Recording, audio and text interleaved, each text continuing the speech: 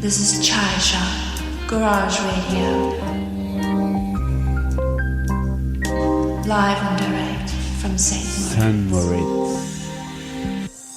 Moritz. And we are here finally with James Glattfelder. I was waiting to have this conversation since some time because he's a thinker, researcher, investigator, writer, and many more things and all. How are you, James? I'm very well, thank you. Now? Thank you for your kind words, Diego. Thank you very much. Try to come a little closer to the mic, then we hear you a bit better. Yes, that's perfect. Technical issues. No, that's fine. It's always technical glitches are the most favorite thing of the Chai Shop Garage Radio. And thank you for having me. No, we are very happy to have you. I mean, we need people like you in this world to make things happen. I mean, too kind, thanks.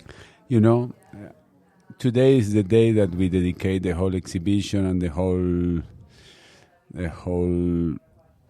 theme or concept of the day to consciousness. So we thought like it was, but you are the right person to summarize to us a little bit how does consciousness happen to us in a scientific way and in a subjective way at the same time, no?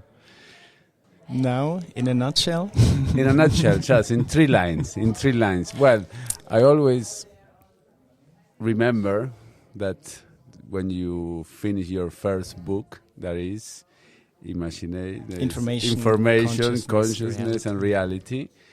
I remember very clearly looking at this like Bible-size book that I was very curious and interesting to go and delve into it. And then I started to, from the beginning, I started to look onto all these like physical equations and mathematical little algebra-looking pages. And I would say, let's go back to the last page, you know, because like it was a curiosity to understand how all this information and the creation of reality, because you have explained me a little bit what the book was about, that now we will talk about it.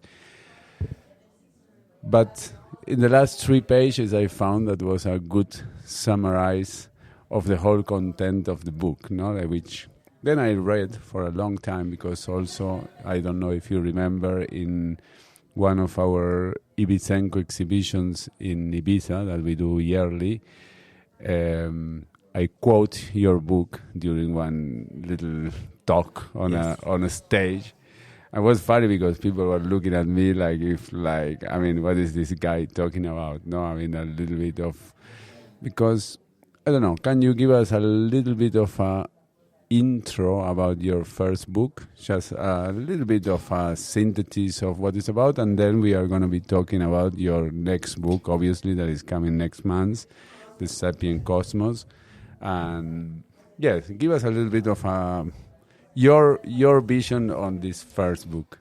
So maybe to cut it short, the second book, The Sapient Cosmos, is Information, Consciousness, Reality redone better. So I would rather talk about the new one, because actually there I was more exploring ideas which now kind of crystallized. You mean basically you put the same concepts as before, but explain to ignorance as us to understand a little bit what you were talking about. No, it was more about like my exploration, which in the second book I now kind of like figured out my favorite sort of metaphysical ideas. So in a nutshell, what is consciousness? Well, from the Western perspective, from the scientific perspective, we have no clue. Like one idea is like, obviously neurons firing in the brain, but then that begs the question, like, how do you get stuff which is not conscious to develop this inner perspective? This is the hard problem of consciousness, which is driving philosophers of the mind crazy since 1994. But then, interestingly, European philosophers. Exactly. Because when we go to Vedic knowledge and the Advaita line of thinking and all, consciousness is all what it is. That's what I wanted to now transition to, because interestingly, there's a lot of people who know a lot about consciousness since like the dawning of the human mind, like shamanism, which basically kind of working with these two types of realities. So in shamanism, it's really clear that there is this spiritual, unseen reality you can visit in your consciousness, and then there's this everyday reality, and you can kind of, the shaman sort of switches between the two. And then, the Eastern wisdom traditions with the rishis kind of, I don't know, downloading these Vedas, drinking soma, this psychedelic brew. And, the mystics as well. So, interestingly, in kind of our monotheistic religions, which really emphasize this external Godhead. Adoration. Exactly. But the mystical traditions, they all kind of speak about this experiential kind of context of God, where you can like go in and feel and interact God. with God, which is kind of also sort of within consciousness. And then now more recently with the sort of the renaissance of psychedelics and the philosophy of psychedelics, the psychonauts, where before it was like, hey, you shouldn't listen to people who take drugs because obviously those are delusional hallucinations. Yeah. But now, with the philosophy of mind, people are like, hey, if we're gonna... You need the psychedelics to get there. Exactly. Like one philosopher said, not taking psychedelics as a philosopher of mind is like denying an orchestra the instruments. Like, what the hell? This is the thing you want to do, so you have to kind of work with it. And well, recently I was walking in Madrid. I was going to visit my daughter, so I was passing by this library, which I like. It's very much because they have like the best titles and all. And I thought, okay, she's 15 years old. I want to give her some Borges writing some books. So I stopped in the bookshop to buy this Borges book, and suddenly I see there on the pile a book on Michel Foucault on his first LSD trip in California, when he goes to give a talk in some university in Texas, something, and he meets this kind of teachers and all, that they take him to the middle of the desert and they have this LSD experience. And the interesting thing is the whole book is about how after he has this full LSD experience in the middle of the desert in California, he says that all what he wrote before was all wrong. Like he was completely like lost. Like I mean, no idea what I was talking about. No, and we are talking about one of the most serious philosophers of the 20th century. No, Yeah. So after that, he died. No, so basically it was his last writing and all. And I found it like it was quite interesting. No, because it's like you take a so schematic and academic mind, and you take it into this experience, and then the guy realized that whatever he wrote before was wrong, because it's really that the psychedelic experience changed your consciousness. And that's kind of the thing that, like, again, from the Western mind, so scientifically we have a problem explaining consciousness, but we have a couple of metaphysical ideas. One is this physicalism that, it's the brain firing neurons, but this is a metaphysical proposition. This is not something which comes out of science. And what's seeing a renaissance in the West, interestingly, is idealism, that basically consciousness is the fundamental thing, the substrate, like the foundation of reality. And this is having a renaissance in the West, which is interesting because if you think about it, it doesn't make sense and you can't really understand it like with your abstract mind. But you can experience this, and this goes back again to the shamans, mystics, meditators, and psychonauts. They experience a non-physical level of reality which somehow seems to be this field of consciousness, this unified field of consciousness, which is behind the physical. And this is something, and that's why these you can meditate for like whatever, 20,000 hours, or even pain can kind of induce these sort of other altered states, but like psychedelics are pretty sort of directly give you a glance that maybe you start to question your assumptions about the physical world, that it's like, well, all these things we see, and if we zoom in, it's all like little Lego bits, which again, from science, it's like since 1905, we know that reality at its foundations makes no sense at all. It's incoherent, it's illogical, it's just like mind-blowing. Well, it's just an interpretation of our five senses, no? When you tweak the senses, this full reality changes into something else. exactly, but we kind of like think from sort of like our Western perspective that rationality, common sense, and logic are things which are very important, and if you give those up, then you can't do science anymore, then you give this up. And quantum physics tells us nature does not care about your kind of common sense, rationality, your and rationality logic. These are human constructs. It's I mean, they're cool, it's but more the Renaissance kind of man, no? Like when they start to be like some, and during the Renaissance, the rational reality start to take omnipresence in the human life, no? And enlightenment from the scientific revolution. And this all made sense because it seemed to be that we understood that this was like a physical universe. It was a clockwork, and with Newton, and then we kind of understood how it works. But then, quantum mechanics just blew the whole thing out of the water, and nothing makes sense anymore. And kind of, if you're in physics, like, you get exposed to this, but outside of physics, like, it's not something physicists really sort of advertise, saying like, well, there's so many things we don't understand and everything doesn't make sense. And that's why I think kind of like the problem with understanding consciousness from a scientific perspective is that many scientists suck as philosophers. And this happened when quantum mechanics started. The pioneers, they were super open to like, what does this mean? How do we interpret these weird things that we're seeing? Particles like being waves, and things being connected like over like distances which they shouldn't, and like all these crazy quantum phenomena. And they were like big on sort of philosophy. And then the next generation was like, do you know what? Shut up and calculate. Just forget about what it means. Do the equations, and they work. And like general relativity, quantum mechanics, they give us like the experiment. And the theoretical predictions are like, I don't know, 15 points after the comma. It works. We can do technology with this. And then physicists kind of stop to sort of ask, like, what the hell does this actually mean? And this is, and a lot of actually physicists are quite hostile towards like the idea of philosophy. Well, because it enters a little bit into a realm that we are touching, even religion at some point, no? Somehow it's like kind of, but on the belief, no, it's like. But still, like just philosophical questions. So, when I did my PhD, I took a class in the philosophy of science, and that blew my mind, because suddenly it's like, what does it mean if something is a law of nature? Like, how can you know things like epistemology, ontology, all these metaphysical things? And I was like, how the hell wasn't I told this before? Like, how the hell can you study physics without at least briefly being like introduced to just like taking a step back and like asking like, what the hell is like anything? What are we doing here? And there's like a quote of Richard Feynman, like one of the biggest physicists from the last century, and he kind of arrogantly said that, well, the philosophy of science is about as relevant to scientists as ornithology is to birds.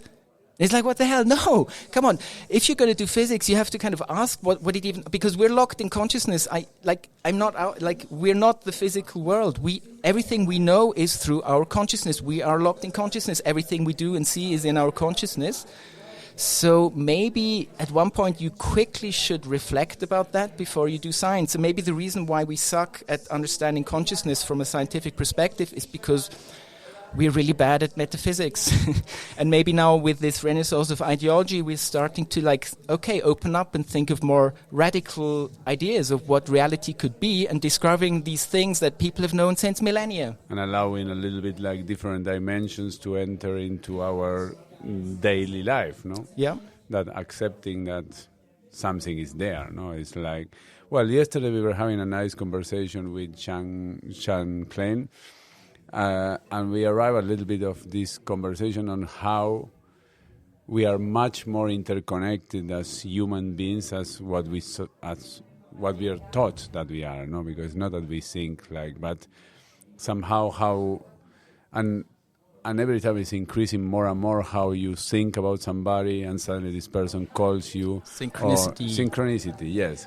Which shouldn't happen. This doesn't exist. This is not a thing. It can't be. But it happens to like all the people, and people know about it. So but this works. Yeah, people knows about it, but nobody want to go deep into it. No, it's like, but it's at the same time how shamans they have open conversations with people like they are completely in the other side of the world, no?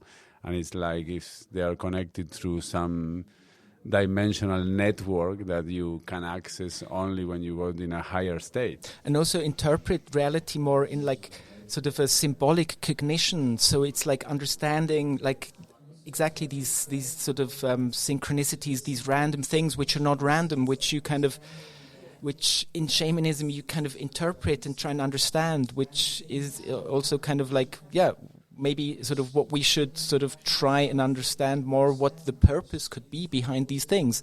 And that's kind of the sad thing, that the mainstream metaphysical assumption in science is it's all random and just happened and there's like nothing to it and no purpose, which is kind of really sad because that instills kind of a sense of sort of cosmic nihilism. It's like I die and nothing mattered. But this is a metaphysical choice you can make, and there's no reason you should take that. And I mean, you can like choose idealism, which says everything is consciousness, and there's this field of cosmic consciousness. So you're moving from one dimension to another, and like. But that like many like rationally, scientifically, like thinking people do not realize that this is a choice they've made. They think like the universe is like this thing which has no purpose or meaning, but that's very debatable. That's like not at all clear. The walls, as we were talking before with Dominic, no, the walls that society, or the walls like we are grown into, that they put you some limitations of where the mind can go, because at the end, this is another question I want to come later. I mean, the limitations of the mind, I'm thinking, because the mind can do whatever it wants, no? If it really wants, no? I mean, lately I think, and a lot of people are experiencing that you're doing something, and when you stop even thinking about doing it, the thing is happening on its own, no? When you more detach from a situation or try to control it, the situation go more in your favor. But what I wanted to ask you, what's your point on this, is we are the consciousness, so what is the relationship to our body? I mean, where is this consciousness placed? I mean, is the brain has something, I mean, because the brain at the end is a physical thing. Obviously, you cut our heads and you will have a little bit of some matter, some gray matter and things, and all obviously we will die or something, but what is the relation between consciousness and this matter that we have into our brains? So, like in the context of idealism, it's basically your brain channeling this. So you have this field of universal, transpersonal, aperspectival consciousness, which is all there is and ever will be, and it's unified. And from this, then you kind of have the physical reality emerge, and kind of what our brains do in this in this metaphysical belief, because obviously we don't know, is that it channels from kind of this base reality into our physical, and kind of like some sort of like examples of why this could happen. Like there was once this study in the Lancet. This is like the most prestigious medical journal, and this 42-year-old French guy had a pain in his leg, went to the doctor, and they found out that he like had 90% of his brain missing. Like 90% of his brain was like liquid. Dude had a family, was married, had a job. He wasn't the brightest guy, so he didn't score very well on the IQ, but he was like living a normal life. So the question is, but wasn't the brain the thing that does like all the consciousness and like the ration? So if you take away 90% of that, why does it still do this? Or like sort of the acquired savant syndrome. So like you hit your head really hard, you have a brain trauma, and then suddenly you're a virtuous pianist, or you can like you have totally new language skills, which like how if you break the brain, it's like suddenly can do more in consciousness. And like also theory that Aldous Huxley had with his mescaline experience based on the philosopher Bergson. So the idea is that obviously to survive, your consciousness needs to be focused, because you need to be kind of aware of what's happening and know what's out there. And what psychedelics do is kind of open up this valve. So when we're sober, we have this constricting valve where kind of Huxley said... the walls we were talking before. Yeah, and consciousness is just this measly trickle that comes through. But when you take psychedelics, you have like the full-on flow of like reality, and that's why you have these like crazy transcendental experiences, because that's like unfiltered reality. Everything is coming in. Everything is coming in. And that would kind of all be in that direction, because the other explanation is that, we don't really know how, but we know it's like neurons firing, and somehow that feels like an inner perspective and a subjective feeling. And one day we'll figure it out, because it has to be that, because it can't be anything else. And these are the same people in the philosophy of mind, so they start out as being like rational, saying that it's only the things we can see. But then when consciousness and the hard problem come into play, they have to like say like, well, actually, maybe consciousness is an illusion, and you only think you have it, and it's epiphenomenal, which means consciousness is like a byproduct of your brain processing, but it has no causal power. You have no free will. It's all the atoms and the elementary particles interacting, because they can't be this creating this consciousness. So you have no free will, which sounds like a very weird concept to anyone who has consciousness. Well, it's a little bit of a killer for the ego. Okay, well, that would be a good thing. Yeah. But but kind of like framing, like kind of reducing the human experience to like, well, it wasn't you. It's just like these atoms dancing, and they just happen to like have this causal thing going on, and it appears that it's like you having thoughts and like me lifting my arm and waving. That's all an illusion. And all right, maybe the consciousness is exactly that, this connection between all these atoms together, no? What hold them together and create you, me, I mean, even these computers here, everything is... Yeah, but somehow, from a scientific perspective, it's not there. There's like 3 non-gravitational quantum forces, so these quantum fields, and then there's one gravity, which is curved space-time. That's all there is. Everything we know that happens in the physical universe is based on these 4 forces. So there's not consciousness in there. So consciousness would have to kind of emerge out of somehow like what's happening here. And that's another thing which physicalism, or kind of this materialistic, reductionistic metaphysics, has a problem with. Why the hell is there so much damn complexity everywhere around us and in us? I mean, crazy. You fuse 2 cells. Complex Dude, you're like 30 trillion cells, and you have another 30 trillion in your microbiome keeping you alive. Like, how does emergence happen? And this is something that like mainstream science has a hard like way to explain it. And maybe there's kind of a structuring force in the universe, a 5th force, which we actually haven't detected yet, or we only see like kind of the remnants of it, like complexity appears, but maybe there's something driving the complexity in the universe, kind of a teleology which would kind of turn a lot on its head. And kind of, if you mention teleology, which means like the universe has a purpose, again, all the sort of like physicalists, they're like, what the hell are you talking about? This is like, no, this is too close to God. Call God, no, call God to ask like, what's his force going? But that with God, that's another thing which annoys me, because like kind of so many religions, like the concept of God, this Mr. God or Mrs. God. Yeah, it's just so like I don't know, so simple and like so reduced. So I think like it's a mechanism of control, no? Like really, exactly. Most of religions and most of the gods created is like a mechanism to social control. Exactly, the power structure of religion. Yeah. Unless you have the mystics, but that's why they didn't like take off, because you can't really control too much with your personal experience. You go and serve the way in a way. No? But I feel that kind of the crisis we're seeing in the whole world, like all the like shit's on fire, is because of a spiritual kind of, I don't know, disconnect we have. So either you can choose to be rational and think, well, this is all purposeless and random and just happened, and that's all you can say. Or the other thing is like, well, God did it, and that's it. And God wrote it down. Like, that's the easiest way to simplify everything in what I believe is that like with this sort of new sort of idea, like metaphysical ideas, like idealism, that we maybe get to a point where we have kind of a more sort of scientific spirituality, where it's like spirituality makes sense, which means like you have to like work and deal with your own consciousness and transform it, which gives you kind of the meaning you can project, but it's in a scientific context, so you're not like, have some silly gods. But you don't think science is a little bit of another kind of religion?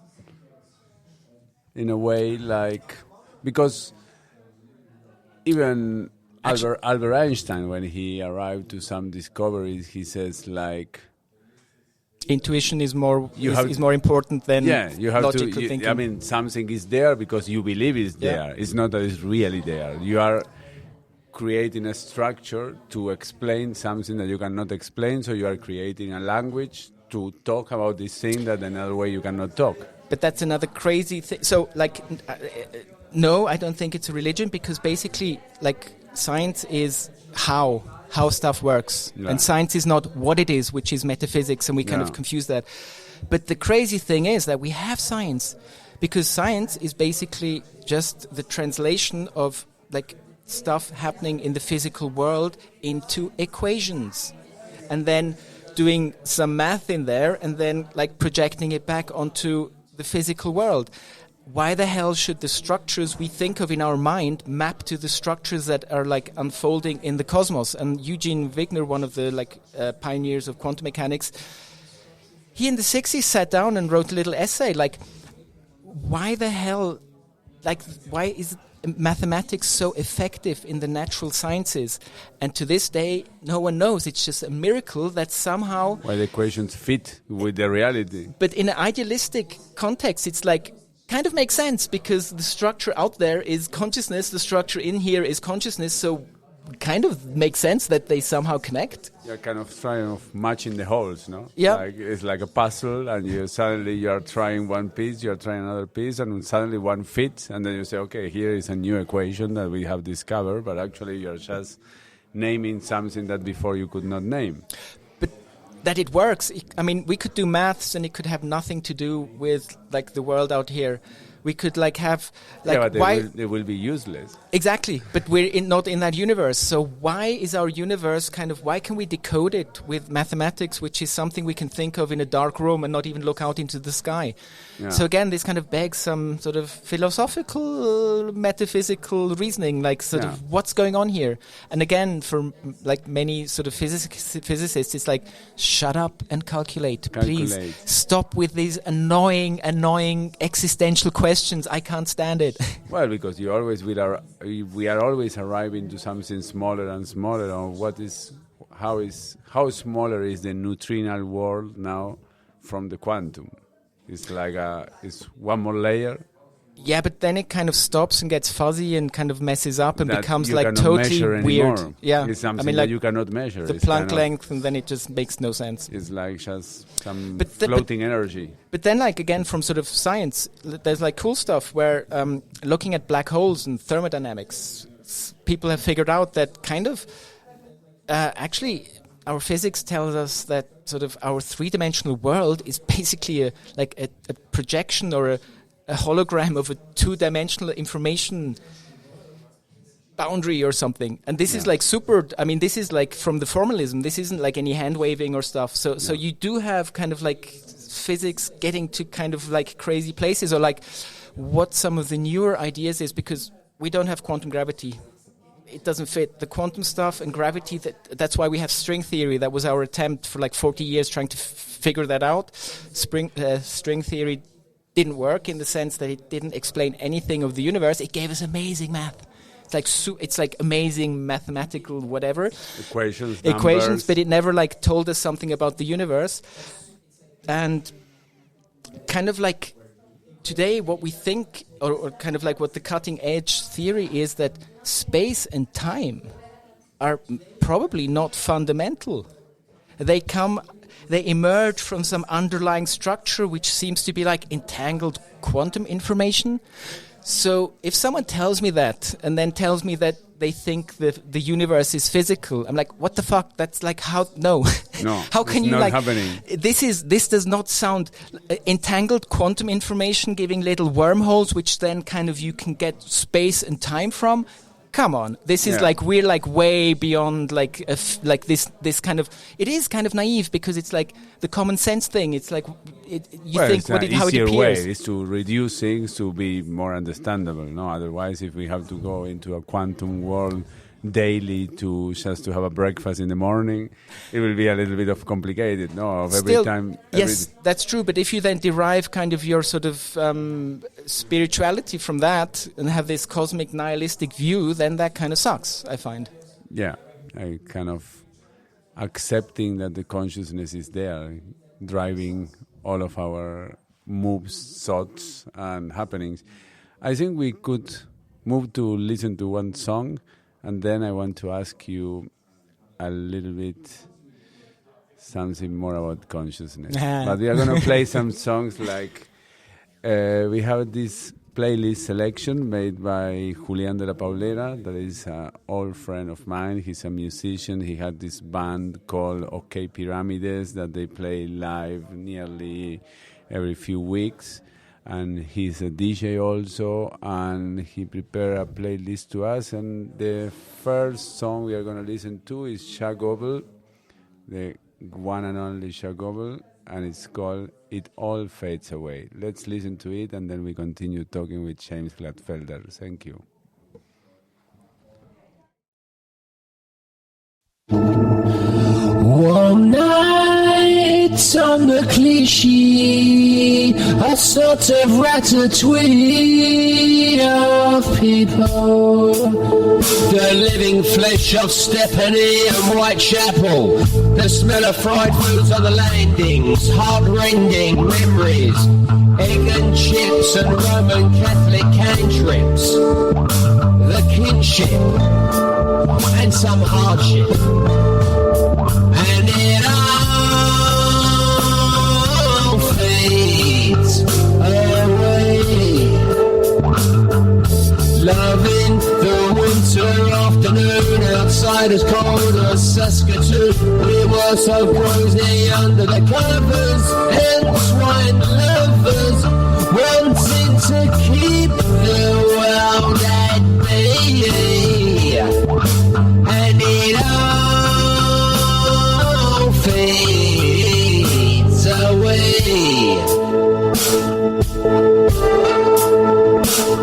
The Clichy not dissimilar to Krakow. I had the capacity to transmute it to Fuchao, and I still don't know how. And it all fades away.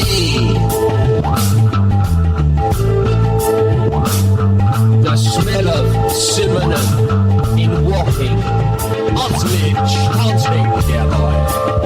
That was all our drinking men.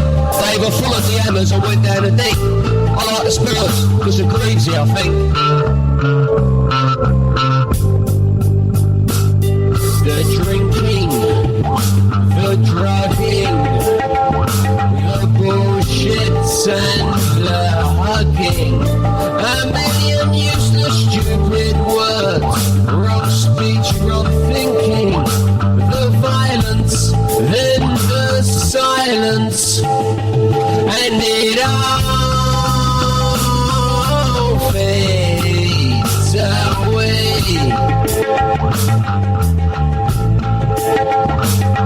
The smell of fried foods on the landings, heart-rending memories, egg and chips and Roman Catholic cantrips, the kinship and some hardship, and it all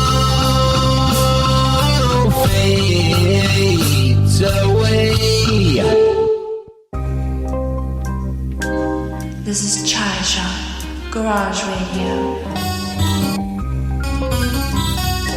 Live and direct from St. Moritz.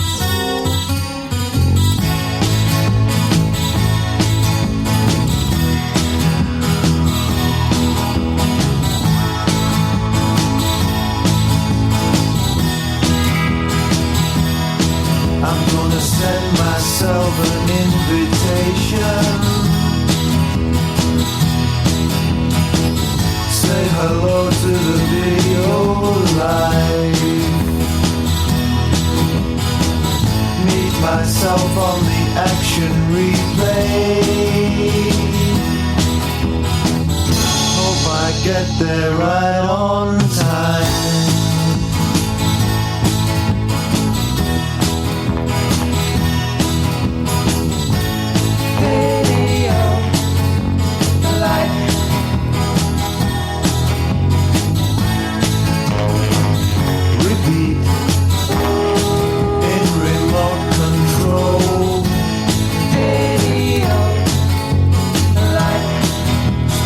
Right here, tune in, make the image clear.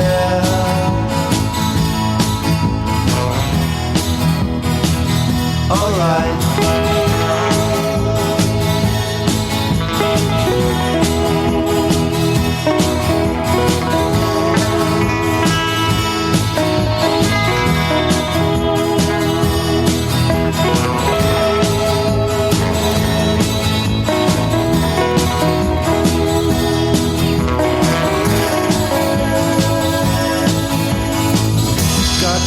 Take evasive action, got to do it pretty soon. For fear of aerial warfare, right here in your room.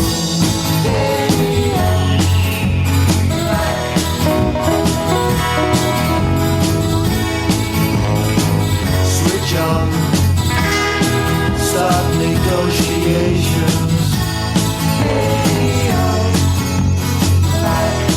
On the Late Late Show. Switch off, baby, baby, I love you so.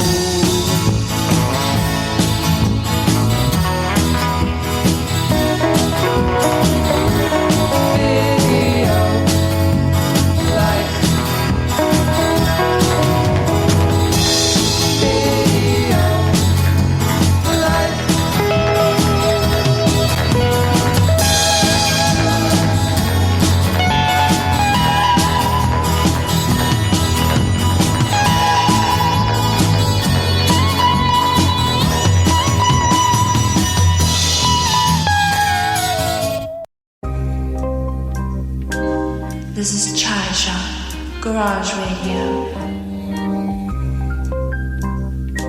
Live and direct from St. Moritz. Well. We are here back with James Glattfelder. He's talking us a little bit about the content and the ideas into his new book, The Sapient Cosmos, that will be out next month, correct? 25th of March. Yay. One can pre-buy it already. Pre-order, Yeah. in your favorite bookstore. That's beautiful.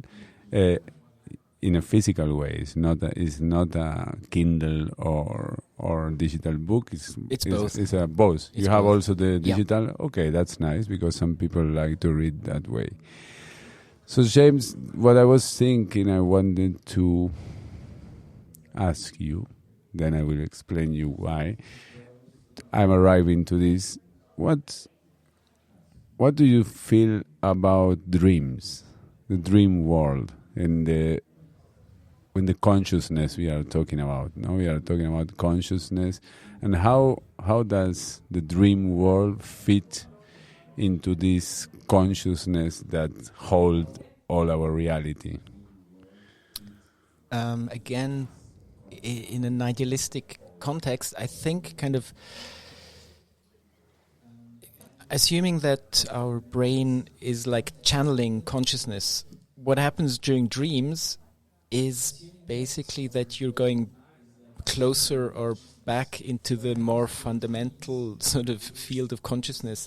So I think it's kind of like psychedelics, which also kind of gets you out of your brain and you're kind of in this other sort of consciousness realm. And I think dreams are kind of the same thing in the sense that it's not kind of you in your mind, it's you opening up and kind of interacting more with this kind of underlying field of consciousness. And that's why there's so much symbolism and meaning in dreams, and like people having like being inspired, and like the one guy who like saw snakes in his dream biting their tails, and that's why he came up with the benzene ring in chemistry or whatever the hell. So I kind of like, it does seem to be that dreams are also kind of an unorthodox source of knowledge, like meditation can be, or psychedelics can be.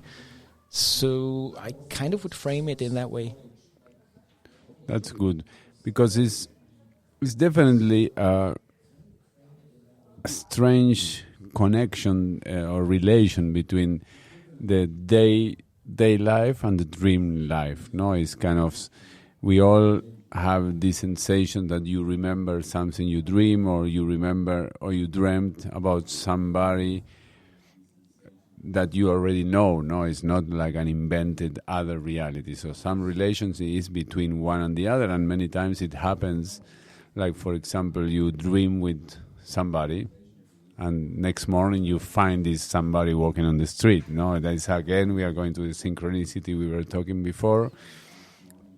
So what I wanted to arrive with this question was a little bit, well, I will need to make a little bit of an introduction of the idea of this exhibition we are creating here, that is kind of a retake on the surrealist revolution that happened in 1924, André Breton writes the first surrealist manifesto, which is basically inspired and based on the ideas discovered by Sigmund Freud in around 1919 or 1918. He does his first papers that he studied the mind and the connection between the subconscious and the dream world.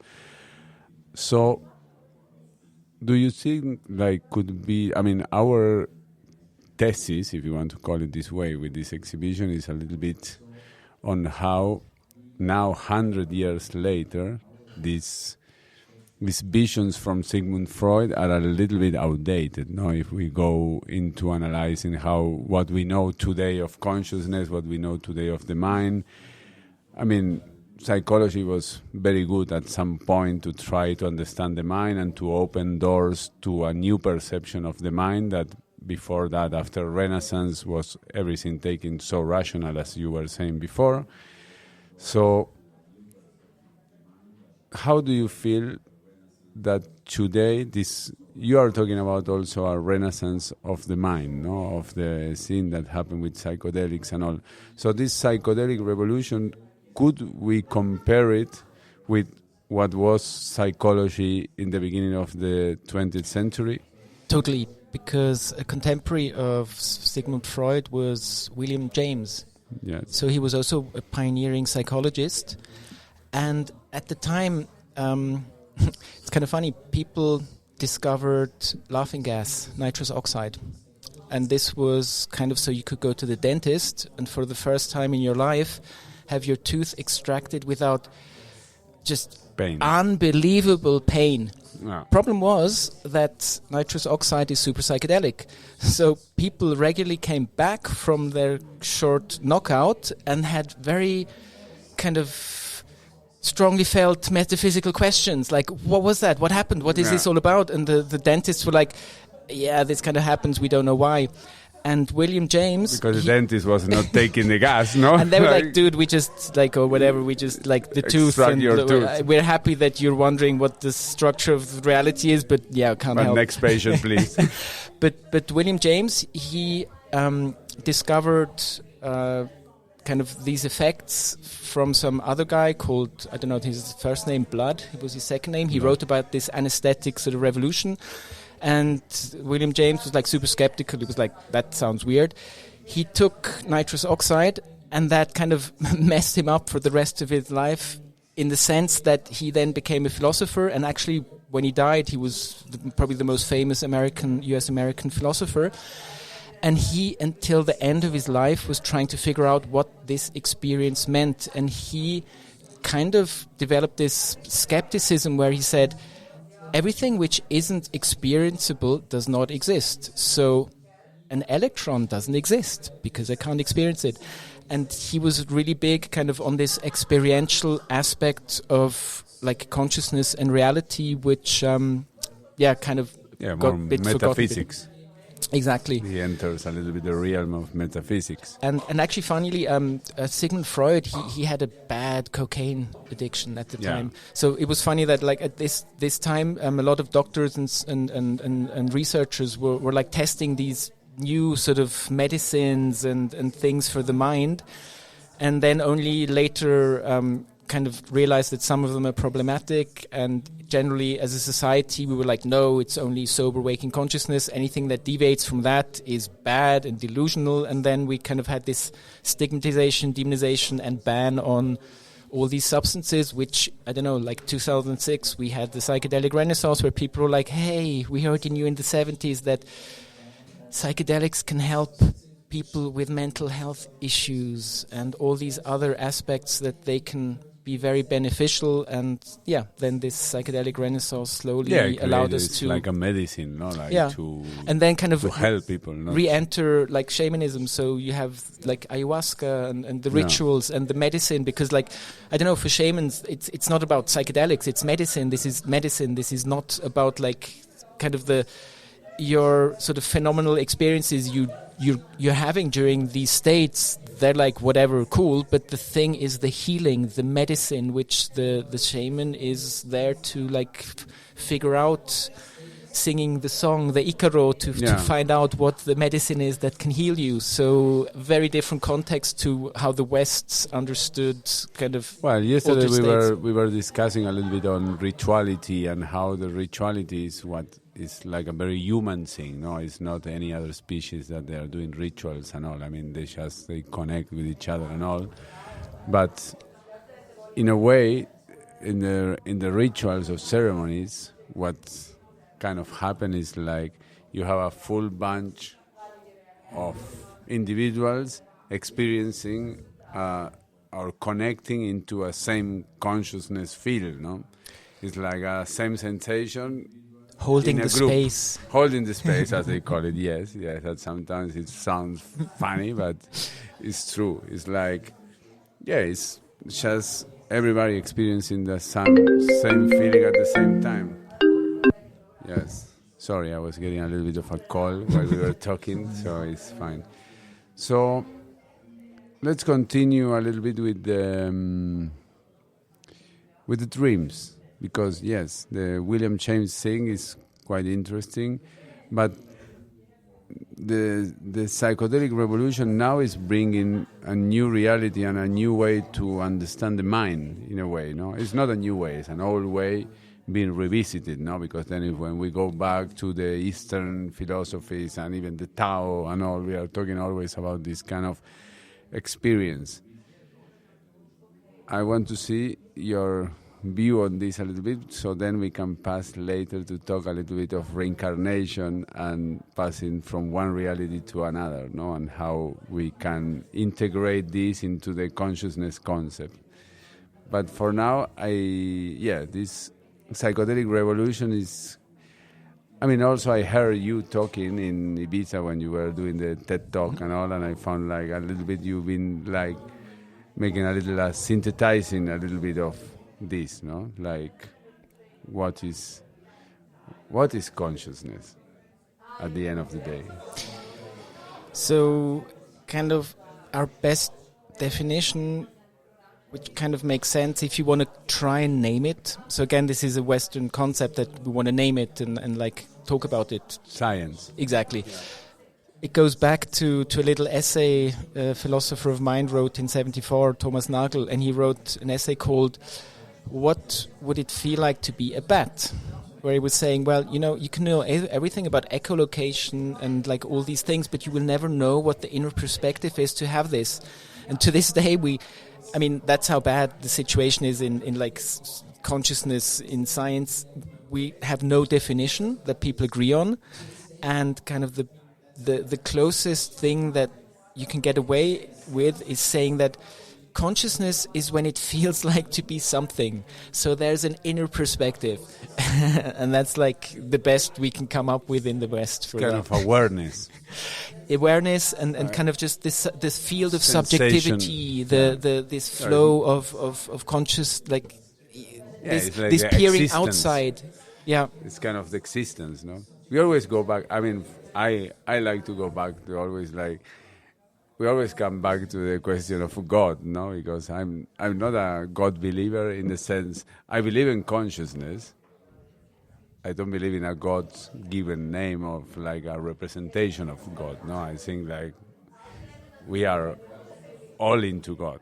I mean, God is this consciousness where we move. I mean, it's like a fish lives in the water. I mean, no, this is a different because we are in the air. This is the water. Still, like they are all in the consciousness, but it's the element where we are floating somehow. No, And atheism doesn't make much sense either because it doesn't No, explain no. anything. Like, No. why is anything? Like, why does anything exist and not nothing? Because nothing is a lot easier. A quote by Leibniz. So, yeah, either you have to deal with that something, there is something there, and we don't quite know it, and it's very transcendental, and it's like more than the physical. And I think this is probably the biggest insight that we're going to have in the West, that we kind of expand our sort of ontology, like what is real, to more immaterial stuff, to more this experiential thing that our consciousness can go into, like this, I don't know, transcendental multiverse. Depending on what substances you take, you can like access very different reality realms, and that we take this more into account. I think that's something that's kind of happening, that subjectivity. Because by definition, up to now, science is the third-person perspective. It's the objective thing you talk about. Consciousness is the first person, the subjective, and the two don't meet together in our kind of formulation of science. And now we have to kind of reimagine our science in a way to incorporate the first-person perspective, where it's like, okay, you have psychology and all this, but you can't really trust like what people say because they're deluded, they lie, they have bad memories. So we can't trust the first-person perspective, but it's more about kind of, even in quantum mechanics, like the question of measurement and observation, and like, again, sort of from the very beginning, it was like people, the pioneers, thinking maybe consciousness has got something to play with this, and that's maybe something we should reconsider, that now we're more open to thinking about more radical metaphysical ideas, which, like, if you would have like talked about these like 10 years ago, you would have gotten kicked out of academia. They would be like, get the hell out, you're crazy, you're some new age whatever woo-woo person. And now it's like, no, let's be serious. We need those questions. We have to have very tough metaphysical discussions here. Well, do you think consciousness is what? Objective, subjective? Well, you have this nice kind of word called non-duality, which again you can't understand Advaita. rationally, but you can experience. So again, through whatever meditation or psychedelics, you can experience what it means that dreaming that you're the non-dual. So you're the subject and the object, and they melt together, which makes no sense from a rational perspective. But not everything can be understood rationally. This is like the takeaway that we have to understand, that a lot of what we can know about is accessed via subjectivity and experience. And I think this is where we kind of in the West are slowly opening up and rediscovering like all these old wisdom traditions from all over the world, who kind of like, they talked about that figured before, this out like way back like in the time. Thousands of years before. But the Western mind kind of didn't listen, because they were like, no, these are all very primitive people and they have no knowledge, they have no science, so or maybe they it was know. a convenient way to have a little bit of a social control in a way, no? To put this bracket into what we should experience and what we should not experience, to be able to, I don't know, to go into a more scientific way. I mean, I think this comes a little bit from Renaissance, no? When science started to be the most trustable source of knowledge for the human, no? I mean, then Europe separated itself from the rest of the world and started to say, technology, man, that's the flew way to the Mars. If it's no perspective, it doesn't exist. Yeah. You know, it's like, I don't know, which kind of also very arrogantly kind of also went into kind of colonialism. There's like amazing quotes of anthropologists in the 60s where they said, these shamans, they're schizophrenic, neurotic, kind of these are mentally ill people. These are severely mentally ill people and very primitive people. And like incredible quotes which you read today. And now like, Western people go to these shamans like, please heal me because like, no one else can heal me. I found no other way to get to my brain. My mind is suffering. My soul is suffering. Heal me. So I'm still suffering. I know everything, but I'm still suffering. It's like a kind of a way. But somehow, yes, the science is, as we talked before, the science, it's awesome. It works. It does stuff. It's like a language. Yeah, and like our whole technology, I mean, AI, quantum computing, I mean, all these things are because of science. All the whole digital revolution is because we understood how to understand electrons from a quantum perspective and manipulate them and understand how they behave.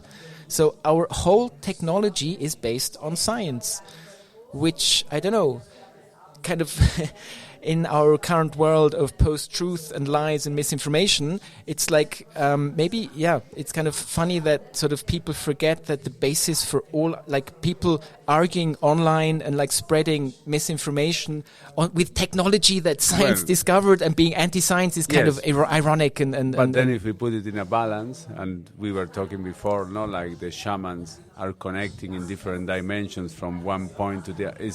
We are doing the same thing with this, for example, right now with the radio. We are connecting here and people can be listening to us in the US, in India, in Taiwan, or wherever they are. They just can connect to our website, blah, blah, blah, listen to what we are talking now.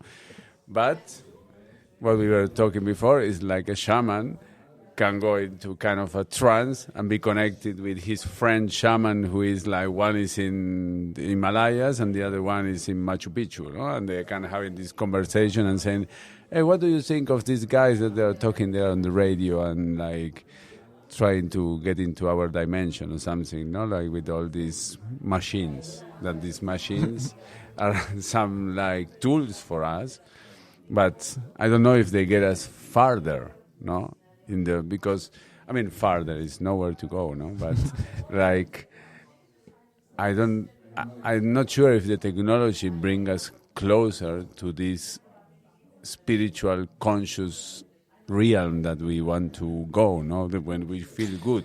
I mean, it could be both. I mean, our technology we could live in the best of all worlds right now. I mean, we would have the means to have an amazing world for like everyone on Earth, but we choose to like make the worst like choices and like this, like, I don't know, totally messed up. And I think kind of having the science as the thing that actually allows us to just like not deal with just all this existential pressure that life always had for the last 3.5 billion years, we're like out of the loop. We can like do we have thinking machines that can do our jobs. Come on. We could like really focus on the human kind of or interconnected experience of what it means to live. We could live in the best of all worlds, which science would allow us to do if we would have a proper kind of spiritual connection and not be so fragmented and like have this collective psychosis that the ecocide, we had to invent a word for what it means that we're like with the sixth extinction event. We, since 150 years, are destroying so much biodiversity.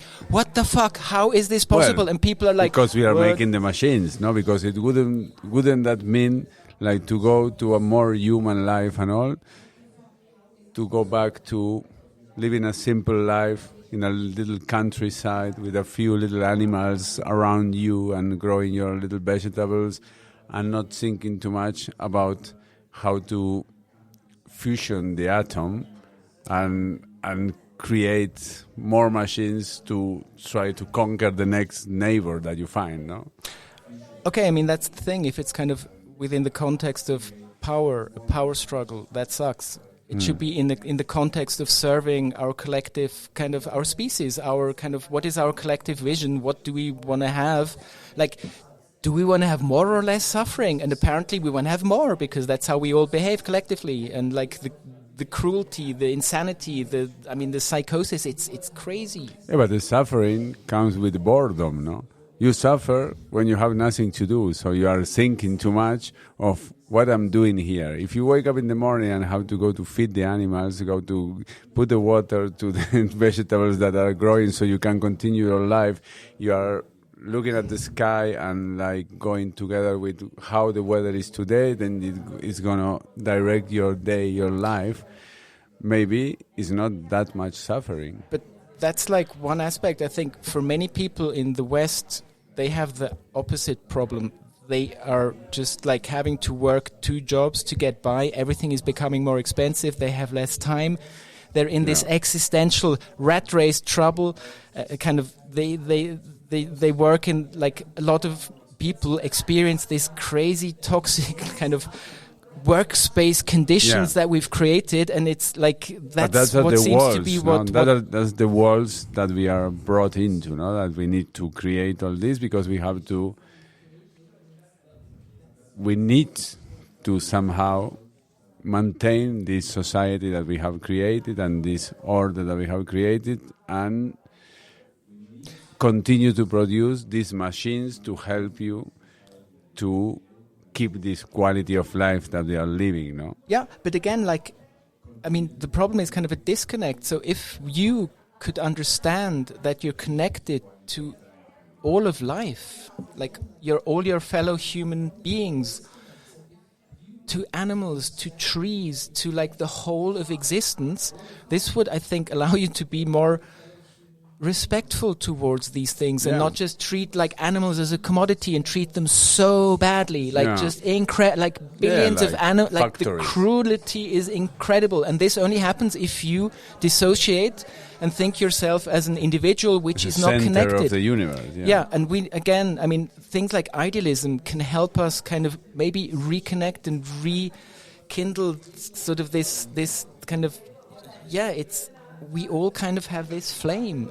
Everything that lives kind of has this thing that connects us because we're all expression of this whatever happened 3.5 billion years ago, and we're like the continuation of this living organism which the world is, and we're part of it. And that's like with our abstractions and like our economy and all the weird shit we do, we kind of just manage to sort of, I don't know, put so many walls between what is like reality and kind of this crazy sort of and fiction what are we created with like keeping us busy with like complicated things, just to not think too much about like maybe we don't need anything of and I like the quote of, I think it was great, I don't even know, some economist, it's like, we kind of work these horrible jobs to make money. We like don't need to spend it on stuff we kind of don't want to just impress people who don't care about us or something in that direction. Just like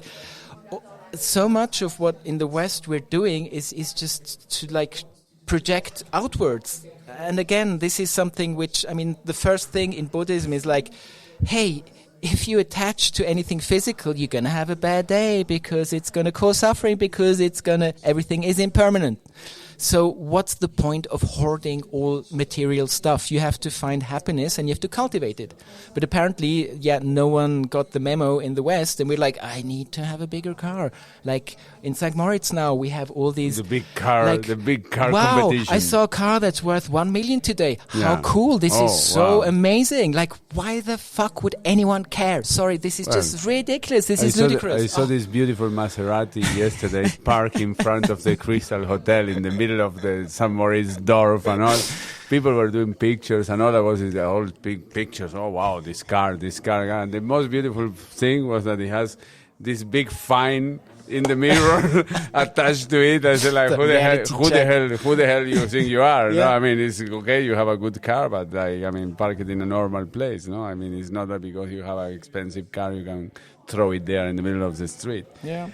So anyway, let's listen to one more song now, a couple of songs from Julián de la Paulera from Buenos Aires. And to prepare yourself, I want to, because you mentioned Leibniz before, then I want to ask you a little bit is, what do you think, Hegel or Schopenhauer? But we can leave it for later. We can like give it for after the song. After the song will be there. Let's play.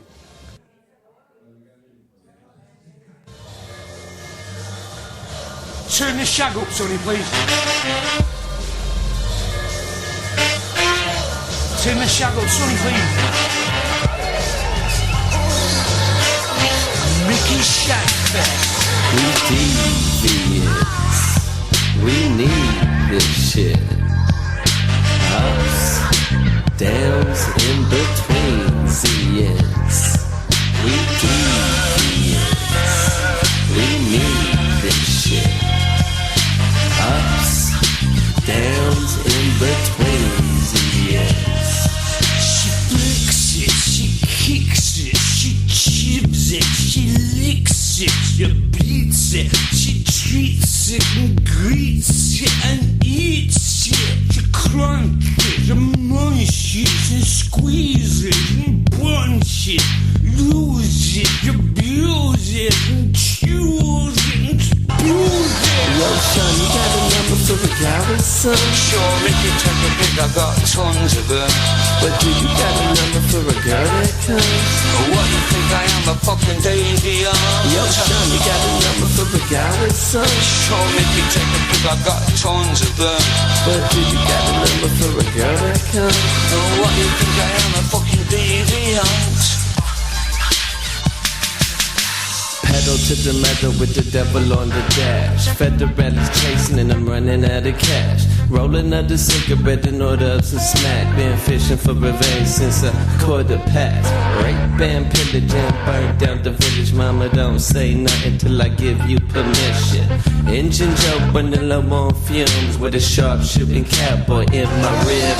Hey, Mickey, do you got a number for that key? Give me the one with the highs and lows up his sleeve. Oh, Mickey, do you got a dirty bird for me? That all depends if you think my kid sis is sweet. Hey, Mickey, do you got a number for that key? Give me the one with the highs and lows up his sleeve. Oh, Mickey, do you got a dirty bird for me? That all depends if you think my kid sis is sweet. Coochie coochie lick lick dribble dribble miles.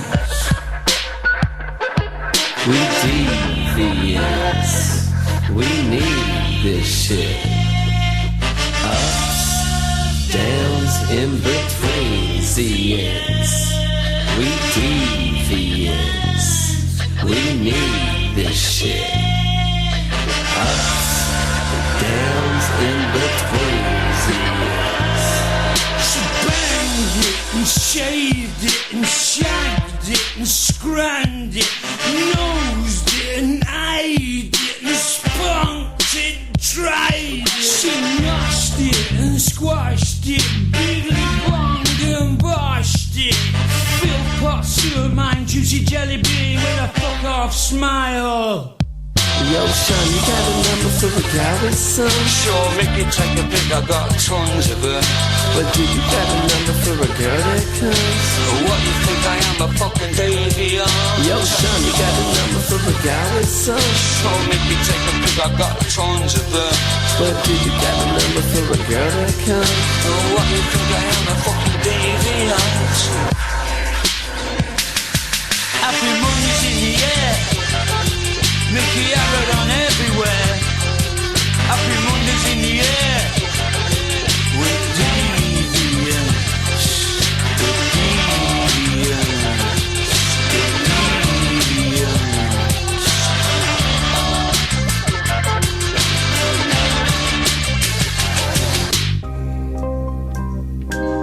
This is Chai Shop, Garage Radio. Live and direct from St. Moritz.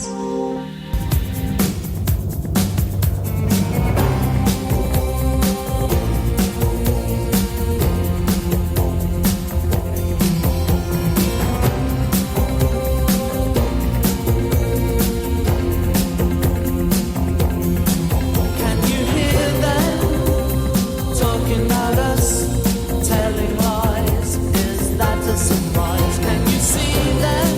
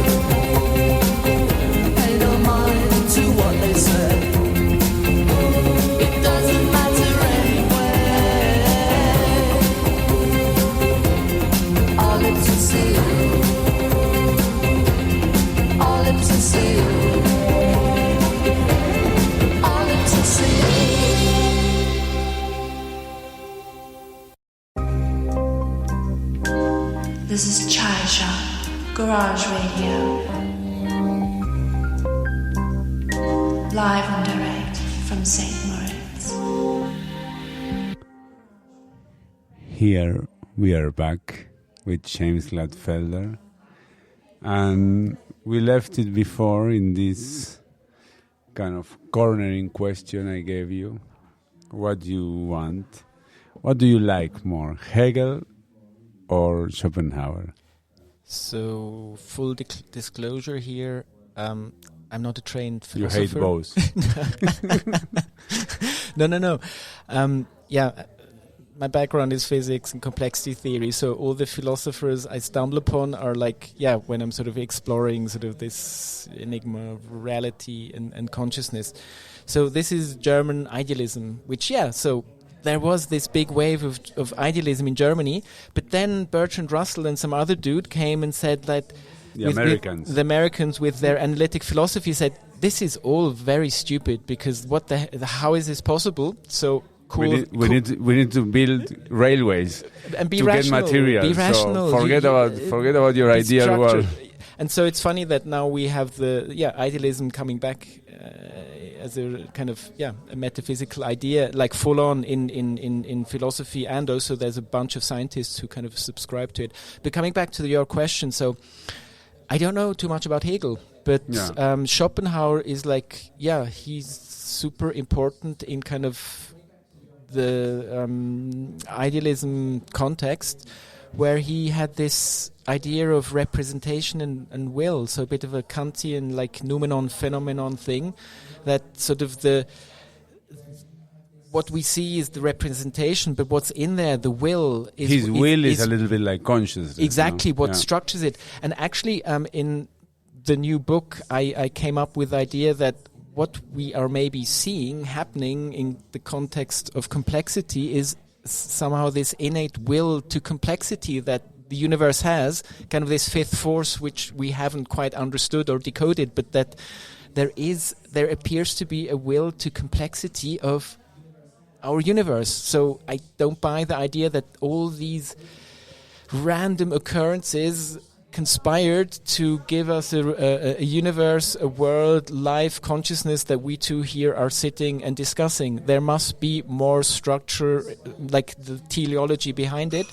And so, Schopenhauer is kind of very important in that context. But it's kind of funny that Schopenhauer isn't actually known too much for his metaphysics. So there's a lot of people who criticize him and say that his metaphysics suck, which, he brought back a lot of the Eastern knowledge, he placed it back into the metaphysical world. I mean, he brought basically the knowledge of the riches, and he put it back, brought it to Europe, and say, hey, come on, let's have a look. Let's have a look at these guys that we were saying they have no clue, but actually they are talking about they are much closer to reality of what we are trying here to decode, or to name, because at the end the whole story is about naming. I mean, the experience we have is like consciousness. We can call it consciousness, you can call it be alive, you can call it however you like, but the whole discussion always in the science and in the metaphysics and all is about the naming. How do I call this? Should I call it God? Should I call it algebra? Should I call it I don't know, whatever you want, no? But it's like putting it in a concept, giving it a name, gives it a concept, and we can understand it. But just quickly, let me bounce that back. What's your favorite philosopher, Schopenhauer or Hegel? I like Schopenhauer. I mean, what do you think of Hegel? Well, what I like of Schopenhauer is this connection with the Eastern knowledge. I mean, exactly this that I was saying. He brings. It's not that the representation is there and all, but it's all based. I mean, all the last part of his life he dedicated to translate Vedic knowledge and to reconnect with this knowledge that was there before. That, for me, somehow is this knowledge. I don't know where the rishis got this information from, but somehow Soma, yes, probably is very much into Soma. I mean, Schopenhauer never talked too much about the Soma. He doesn't include it too much, but when you start to understand like Vedic and the parallel that is the Persian version, no, like it's about talking about exactly the same thing. You are talking about Soma. Both are talking about Soma, that the knowledge comes from the Soma, no, like so. Now we are somehow getting back. It's true that with the psychedelic renaissance now, everybody's going back to Soma, basically like putting it like if it's like kind of like a psychedelic experience and all. But it is, no? I mean, all the Vedic knowledge, what they talk about the Soma, is how they are talking about rituals, about encounters, about like opening the brain and trying to enter different realms that bring you some knowledge about the reality we live in daily life. No, it's like they are never talking. It's more about an interdimensional existence than the narrow way that we are trying to reduce.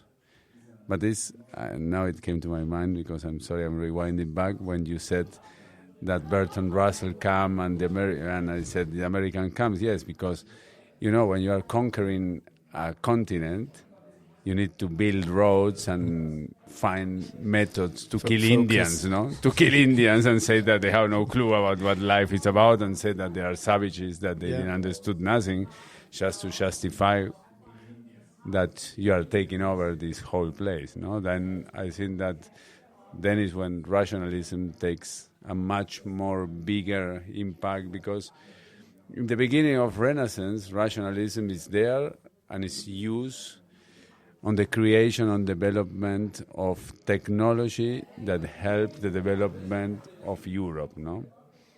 With a lot of help from the Arabs, with a lot of knowledge inherited from the Arab world, even if today it seems a little politically incorrect to say something like this, but it is. And the Arabs are taking knowledge also from the rishis. So that's why I like Schopenhauer, that he goes back into this original human knowledge that somehow they are talking about the same things that we are finding today with the quantum and the neutrino world, and somehow they were already talking about this, no? And I mean, there's also a lot of sort of Buddhism and quantum mechanics. yeah, this is very much connected, no? It's like these concepts that somehow appear to have been discovered. But talking about Soma, you also have the Kaikion in classical Greece, the Eleusinian mysteries, where meetings. Plato took psychedelics, and no one ever told me this in any like philosophical context, and I kind of think this is like this stigma of psychedelics that we don't even kind of admit to, that Western philosophy was founded also or was influenced by psychedelics. I mean, I don't know, the allegory of the cave, the realm of Platonic ideals. This sounds like a super psychedelic trip. Come on. And we know that Plato took he partook in these ceremonies which were psychedelic. Well, and why doesn't anyone tell you that when you start like Western philosophy? What the hell? But the Western philosophy also, they take a lot of information again from the beginning, from the Soma, from the rishis, and from the thing, no?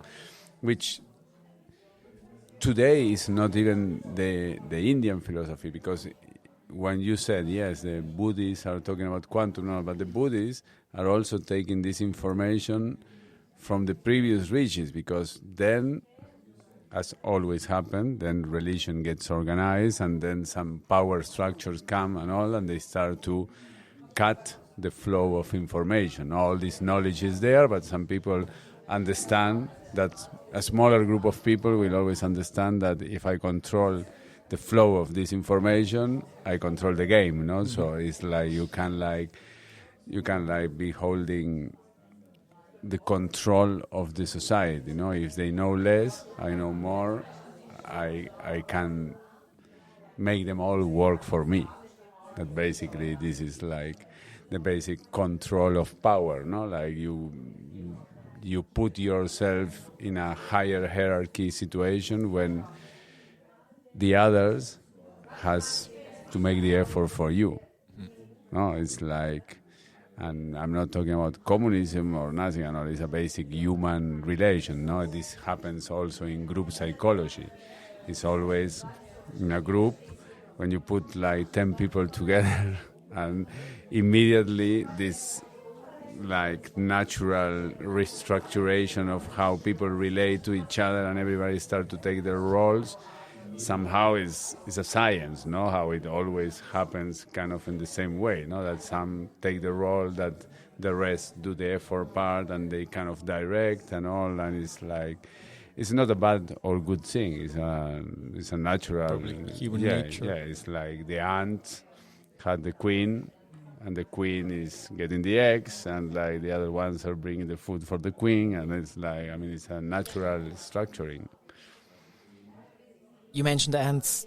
Can I Yes. jump in there? Of because course. that's like also an example of That's why kind I of passed you this ball. the what the fuck. So termites. Yeah, Termites build these these big, big mounds, and they're ventilation shafts. Yeah. So they keep the temperature in the hive at a constant temperature, Yeah. which they have to do because the termites feed little snippets of leaves to some fungus that only survives at this constant temperature. So that fungus made them trip. no, Feed them. Feed them. Exactly. They feed it and they get something back. So the thing kind of, termites hacked air conditioning. So the question, Do they have science? collective intelligence. Yeah. You take one termite, Yeah. there's no brain. Nothing. It's really stupid. It doesn't Yeah. know what it just runs around. You put 1 million or 100 million together, And they build up they these start structures. so collective intelligence, swarm intelligence is like a really good example of where kind of maybe consciousness is not kind of as like science would say located somewhere, because apparently all these swarming phenomena, somehow these insects tap into it as a superorganism, and it's not located anywhere. It's not in a brain. It's not cognitive. So I think collective intelligence is like another good example of where we kind of reach sort of the limits of kind of this physicalist kind of metaphysical idea of how things should work, because this just breaks the mold. There's like no way in a physicalist context that this makes any sense, and we see they do it. So this is real. This isn't like some speculative thing. This is the termites, they're doing it. Well, then we enter into the most metaphysical question that also exists into the quantum world and the observation and all is,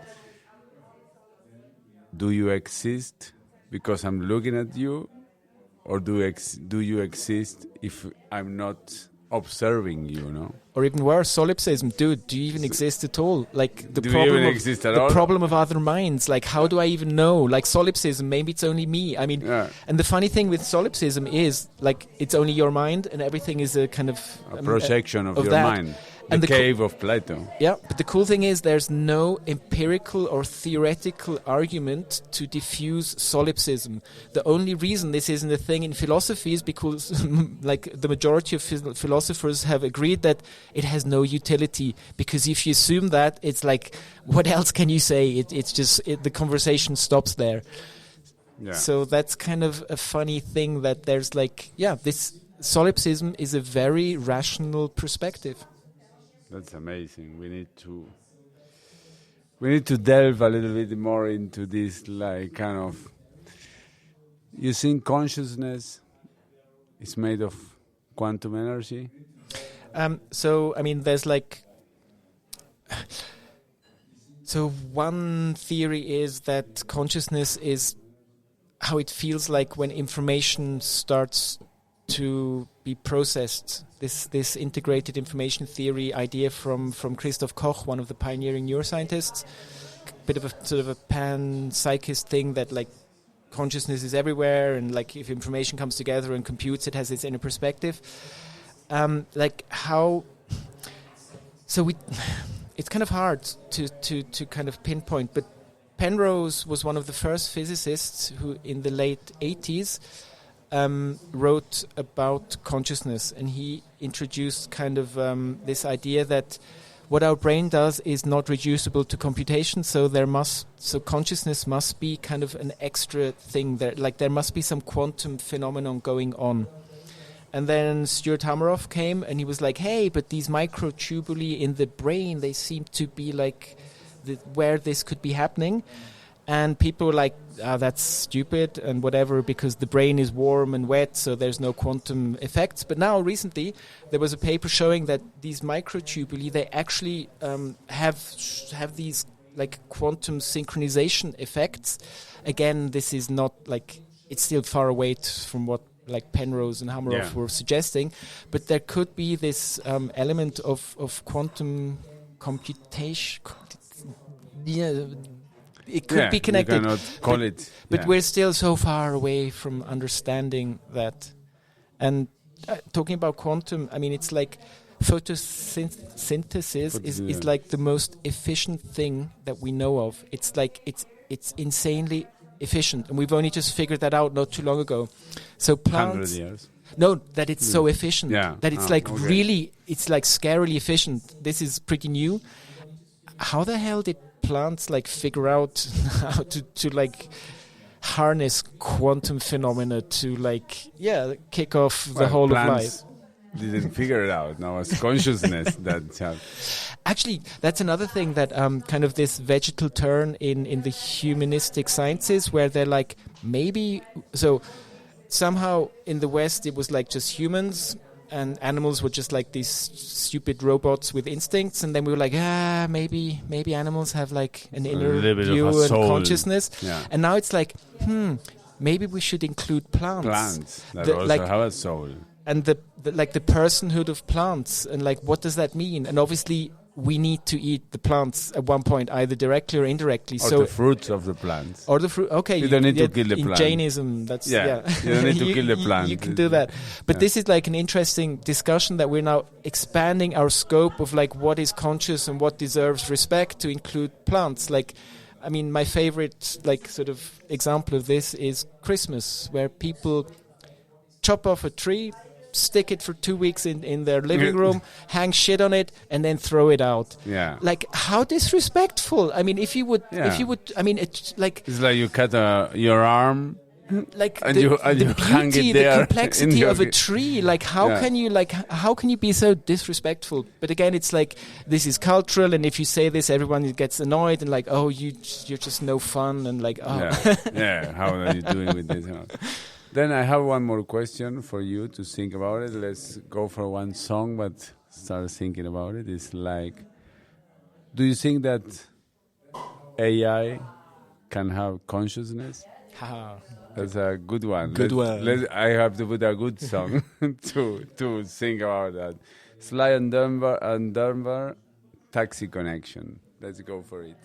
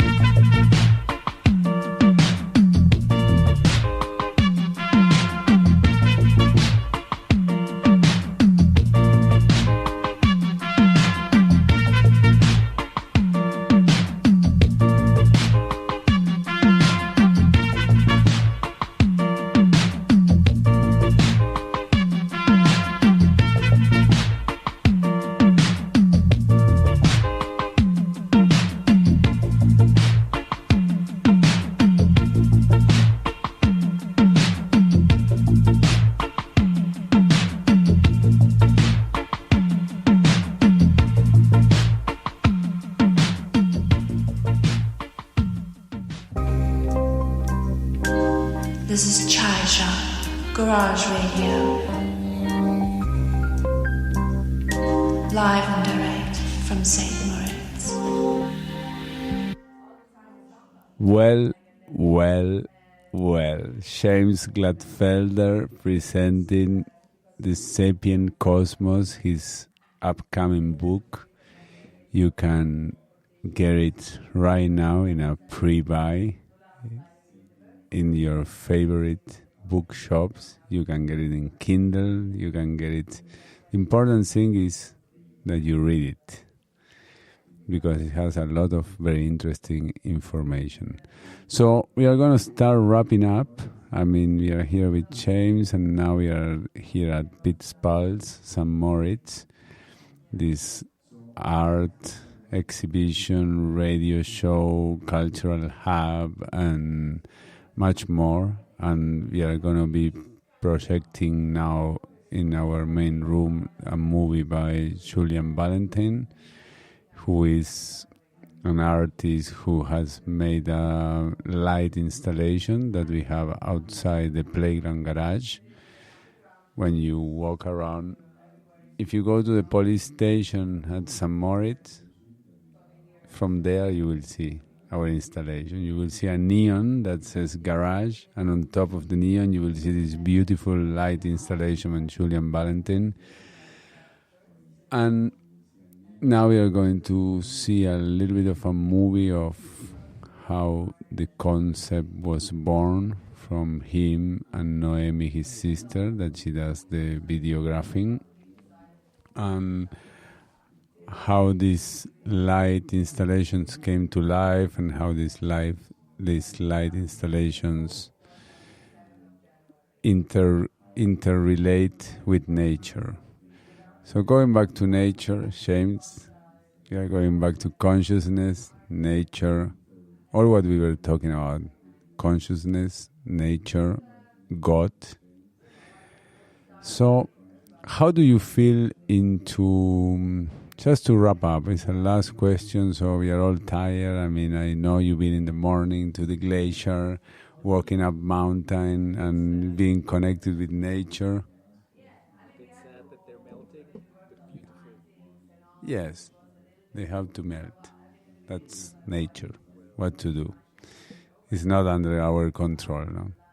Kind of at the moment it is. Somehow I'm not hearing you. Now? Yeah. It's okay? No, somehow something not coming in. Okay, we are having a little bit of a technical intermezzo, but this is good. This is good. See, talk a little bit. Somehow here I'm getting a red light. Now I'm back. Now you're back. I don't know how. I never press this button, but Synchronicity happened, and we want to mute you a little bit. But I'm happy that you are back here. I think it's good to listen. So we are talking about a little bit like interdimensional existence. We were talking about the ants, and I ask you a little bit of the question, if you think if AI can have a consciousness, more starting not just about AI, it's like you think what we know as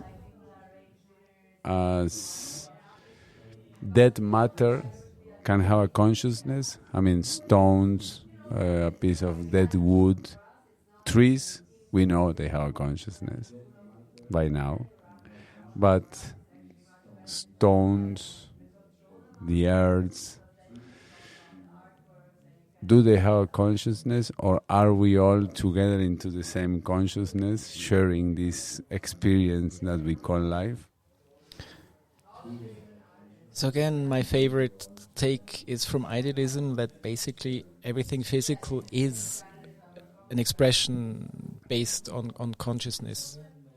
And kind of the AI question, I did a 180 on that. I used to think that it's not possible, but kind of from the idea that if our brains kind of channel consciousness from a ethereal sphere of existence, this kind of fundamental cosmic consciousness, maybe other contraptions can. And maybe if our technology or the things we build are complex enough, like our brains, then it also can open a channel to receive kind of this field and start to develop an inner perspective. And that's something where, like, in the philosophy of mind, like, some people are like, no, consciousness is exclusively related to, like, organic matter. Only nature can pull this off. There's no way that this can not happen. But kind of in this narrative that the universe appears to like to assemble ever more complex stuff now through us, I mean, kind of like we are kind of the universe sort of creating novel layers of complexity with our technology and our AI.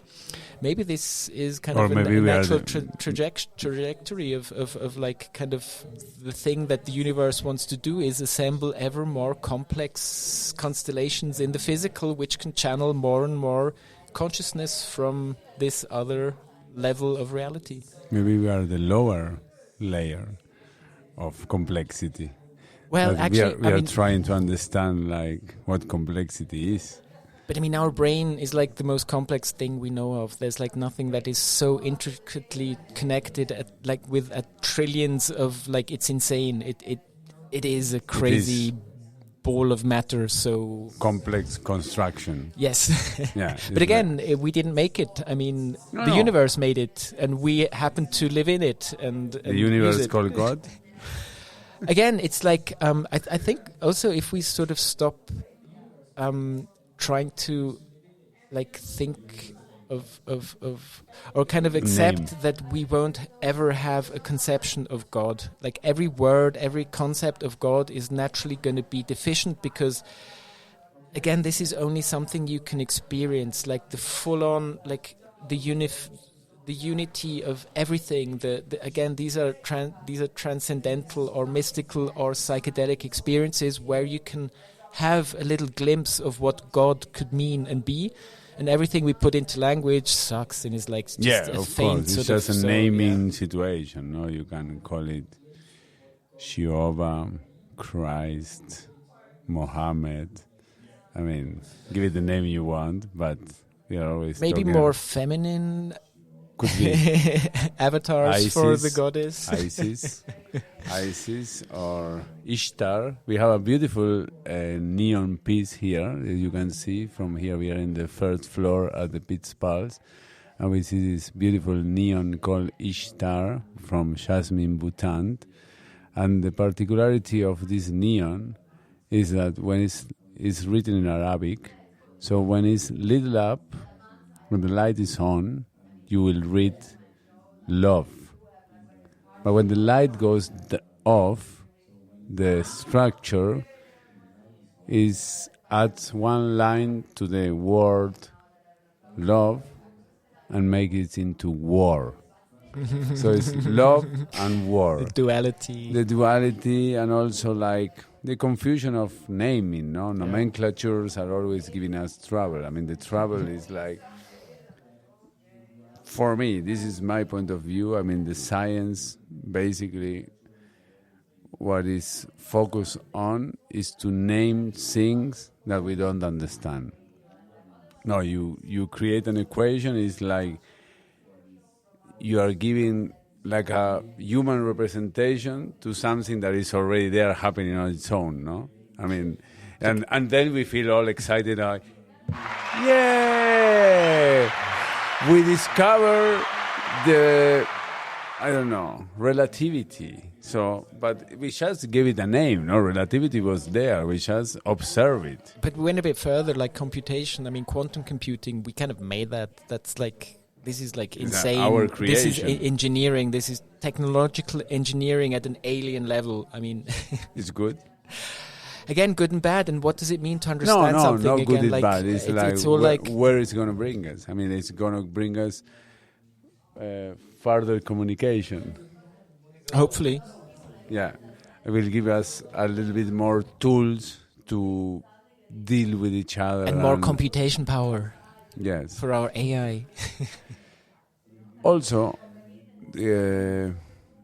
yes, the AI, when we were talking about consciousness and AI, no? I mean, AI at the end is like a brutal construction of what we are, no? It's a very like primitive kind of creation, trying to create what we already have naturally. I have a more romantic view. Okay. I believe AI is, again, a natural emergent phenomenon which has been happening on this planet since we life exist. started. We came here to create AI. Consciousness is an emergent phenomenon, and now the AI we're creating is another level of emergence. And again, this is like, we shouldn't take this personally. It's not us doing it. This is it's there already. It's the universe expressing itself, the thing it does, the will to complexity through us. And it's like this emergence again is something that breaks the physicalist worldview, because it makes no sense. You suddenly have a new level of organization which you can't understand from the step before, and it just like seems like magic. So we kind of missed something. It's not like magic, because then we go to a more complex situation, because the time is our creation. No, we are the ones measuring time. So if time is not there, time is in existence, the consciousness is a whole existence from past, present, future, is all one consciousness. So this is already there on a simultaneous moment as we are experiencing what we call the present. But in the present, we already have the future, and we already had the past. Now, the present is composed by this like trilogy that we created as a scientific way to name this experience of this wannabe line that we are going through, because it's not even a line, no? And also from science, it may be surprising to hear that we have no clue what time is. Time is like a big, big mystery in physics, which you would think, that's kind of weird, because that seems to be like the first thing. It's time. You take for granted. Time is like a very, very, very kind of enigmatic concept, and we still there's like physicists like literally saying time does not exist. There's like now sort of newer studies that somehow it appears that at the quantum level, time goes in two directions, and somehow we miss that. It's like a ping pong of a parallel. And then you have like with general relativity this block universe idea, because like simultaneous things happening at the same time make no sense in special and general relativity, because it all depends on like whatever your movement or gravity. This means that basically the future and the past exist at the same time. Of the present. So yes, they are the present. And then we have this arrow of time, which maybe is like just entropy. So somehow the universe started in this super, super low entropic state, which no one knows why. And since then it kind of goes to higher entropy, and this gives us the arrow of time. But this is all a bit of hand waving and like, yeah, time is a big, big fucking issue in physics. And again, we should maybe be more open about these things, the things we don't know. Well, and also quantum and generally, like there's Bohr. Time kind of always falls out of the equations, and like time doesn't fit any situation, because but it's the thing we experience. It seems so natural and close to us, so it's kind of weird that we can't wrap it into our sciences and never have been to do this satisfactory. I hope I can give to you this book by Julio Cortázar, like from the 70s. Like it's one of the most beautiful write-ups about time, no? He's talking about jazz music at the same time as he's traveling in the subway. This time I think it's in Buenos Aires or I think it's in Paris maybe, because he was living in Paris. And the whole book is how this related an existence of time, and how one daily trip in a subway that you do every day, the same distance, one time can be like an instant and sometimes could be like ages, and how the jazz musicians, like he's talking about Charlie Parker, no, and how Charlie Parker plays with time in a way that is like a, because jazz music is a little bit like metaphysics, no? I mean, that's the magic of jazz music. It's like, it's precise, measured time, making you disappear in time, because you can fly and get into like, it's kind of a meditation, no? When you get into like a jazz concert and like somebody playing good jazz music, it's kind of, you get lost. You are not anymore on time. But they somehow, they're playing in a very precise time that makes everything fall into place. It's kind of like quantum and consciousness. And like, ask anybody who smoked DMT and was like tripping for 10 to 20 minutes in physical time, but the experiential dimension was outside of space and time, and like time. For ages. Yeah, so. Unmeasurable. Okay. Then, James, I think we can start wrapping up. I think, thank you for coming. We have a good conversation. And thank you for having me. I think it was good fun. Now we can continue with a little bit of music, and we can release you. You can leave the studio and like continue living in consciousness. Living in consciousness on your own way, without being held to a microphone and these headphones and all this situation that we are having here. It's beautiful to talk with you. It's always very nice to listen to your way of seeing life and analyzing what consciousness is. The same for me. And I'm looking forward to see you very soon in Zurich, but also in Ibiza, that you are one of our guests, upcoming new characters of the island. Oh dear. Good luck for you. Okay, James. Thank you very much, Diego. Much appreciated. Thank you. It was wonderful. Beautiful. More music from Julián de la Paulera, and we go to...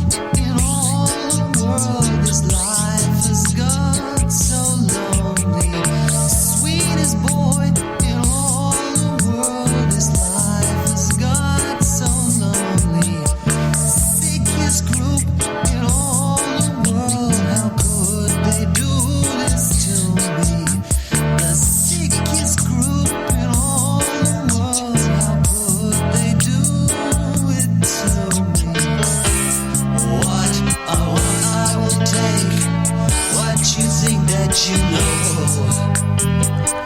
Oh, such an awful mistake to never let go.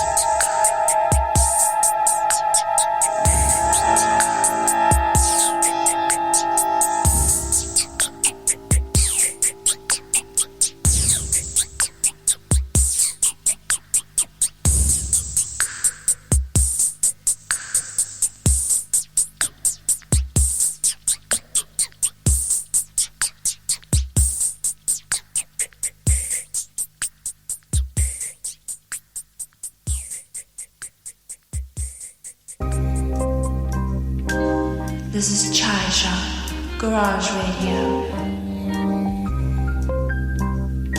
Live and direct from St.